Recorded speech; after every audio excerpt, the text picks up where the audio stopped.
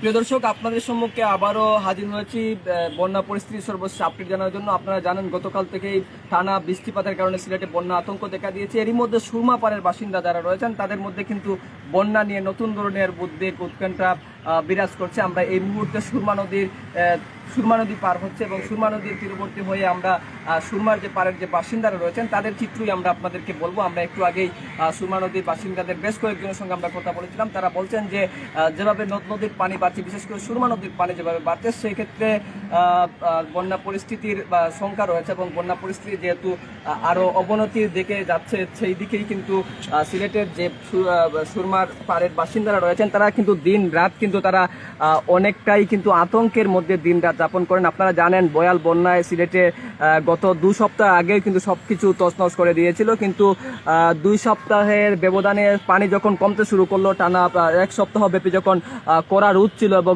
নদীর পানি কমতে শুরু করেছিল, ঠিক তখনই কিন্তু আবারও গতকাল থেকেই বাড়ি বর্ষণ রয়েছে। তবে উজানের ঢল না থাকার কারণে কিন্তু সিলেটের বন্যা পরিস্থিতি অনেকটাই অবনতি হচ্ছে না বলে আবহাওয়া অফিস জানাচ্ছে। আবহাওয়া অফিস জানাচ্ছে যে আগামী 7 দিন সিলেটে টানা বৃষ্টিপাত অব্যাহত থাকতে পারে। তবে এই 7 দিন বৃষ্টিপাত অব্যাহত থাকলেও কিন্তু সিলেটের তেমন পানি বাড়বে না। আপনাদেরকে যদি একটু তথ্য জানিয়ে রাখি যে এই মুহূর্তে সুরমা নদীর কানাইঘাট পয়েন্ট থেকে 68 সেন্টিমিটার উপর দিয়ে পানি প্রবাহিত হচ্ছে এবং শেওলা নদী অর্থাৎ কুশিয়ারা নদীর যে শেওলা পয়েন্ট রয়েছে সেটি থেকে 2 সেন্টিমিটার উপর দিয়ে পানি প্রবাহিত হচ্ছে এবং ফনসিগঞ্জ পয়েন্ট দিয়ে 103 সেন্টিমিটার উপর দিয়ে পানি প্রবাহিত হচ্ছে এবং বিপদসীমার কাছাকাছি একেবারে রয়েছে সুরমা নদীর পানি। আমরা যেই চিত্র আপনাদেরকে সুরমা নদী দেখাচ্ছি, সেই সুরমা নদীর পানি কিন্তু একেবারে বিপদসীমার কাছাকাছি রয়েছে। আমরা আপনাদেরকে সুরমা পাড়ের বাসিন্দাদের সর্বশেষ তথ্যই আমরা আপনাদেরকে জানাচ্ছিলাম। এখানকার জনপদের মানুষজন প্রতি রাতেই কিন্তু উৎকণ্ঠায় কিন্তু রাত্রি যাপন করেন। রাত হলেই যেহেতু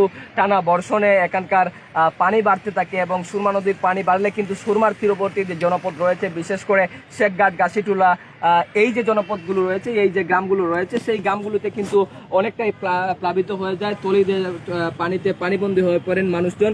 এতে কিন্তু রাস্তাঘাট, ঘরবাড়িতেও পানি উঠে, বিশেষ করে কলোনির মধ্যে পানি উঠে। এই কলোনির মধ্যে পানি ওঠার কারণে কিন্তু এখানকার জনপদের মানুষের যে আতঙ্ক, সেই আতঙ্ক কিন্তু কিছুতেই পিছু ছাড়ছে না। আপনাদেরকে যদি একটু চিত্র আমরা দেখানোর চেষ্টা করি, এই মুহূর্তে আমরা সুরমা নদী পার হচ্ছে এবং সুরমা নদী পার হওয়ার যে চিত্র আপনারা দেখতে পাচ্ছেন সেটি কতটা ভয়াবহ রূপ ধারণের দিকেই যাচ্ছে সুরমা নদী। সেই সুরমা নদীতে কিন্তু অনেকটাই কিন্তু বিপদ সীমার কাছাকাছি রয়েছে সিলেটের সুরমা নদীর পানি এবং কুশিয়ারা নদীর পানি বাড়তে থাকার কারণে কুশিয়ারা জনপদের মানুষজন এখন রাত দিন উৎকণ্ঠা এবং নির্ঘুম রাত পার করছেন। তো এই ছিল সিলেটের বন্যা পরিস্থিতির সর্বশেষ তথ্য। আমরা নিশ্চয়ই পরবর্তীতে অন্য কোনো আপডেট নিয়ে আপনাদের সম্মুখে আবারও হাজির হব।